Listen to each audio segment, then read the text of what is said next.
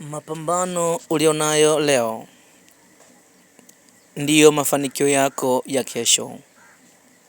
Lakini ukiendelea kubweteka leo, basi taabu yako inakuja mbele. Hii haifananishwi kama ndoa. Ndoa hupewa cheti cha ndoa kabla kuingia katika ndoa.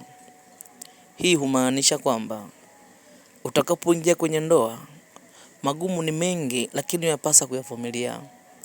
Lakini siyo katika maisha. Katika maisha unapofeli leo, kesho itakuwa ni taabu sana. Yaani, huna guarantee ya maisha yako. Yaani muda wa kuishi katika dunia. Yaani hauda kamili. Mtu mmoja aliyesema kwamba yeye hatoishi miaka mingi. Akawa anatumia fedha zake hovyo. Anapata fedha, lakini akidai kwamba nyumba yake ni mfuko wake. Alipofika miaka ya uzee, fedha kupatikana ni ngumu, na yeye akaanza kutangatanga. Mwisho wa siku akawa chokoraa, ni mzee halafu ni chokoraa. Angalia maisha haya.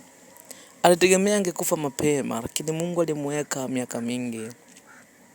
Hii inatufundisha kwamba na sisi tujikague leo, ili mradi kesho yetu isije kuwa kama hivyo. Ni heri upambane leo hali ya kuwa una nguvu.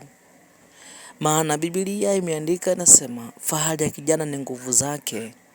Kwa sababu nguvu za kijana anaweza akapambana kwa namna yote.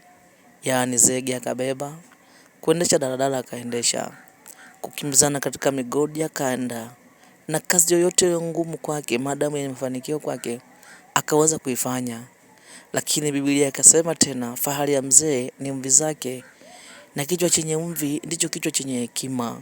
Lakini sio wote wazee wenye hekima, bali wengine hekima yao ishapotea na imepotezwa na dira ya maisha, maana hawakuweza kupambana kama ilivyobidi. Na leo hukumbuka la ningeweza kufanya, lakini ameshindwa. Maana huja baadaye baada ya makosa. Ndugu yangu, nikukumbushe leo katika dunia, achana na kabisa na hayo mambo. Pambana ili kuipambania kesho yako, lakini kesho ya wanao na wajukuu zako pia. Maana utakuja kuletewa wajukuu nyumbani, na watoto wakiwa wanahudumia wajukuu pamoja na wewe utakuwa unakula. Lakini watoto hukuwajali. Je, nao watakuletea wajukuu ili upate kula? Itakuwa ni ngumu. Watoto wao watawapeleka boarding, watawapeleka na maeneo mengine. Halafu wewe utaishi kama chokoraa wa kizee. Simulizi hii imeletwa kwenu na KG Utimne kutoka kituo chako pendwa cha Magongola FM.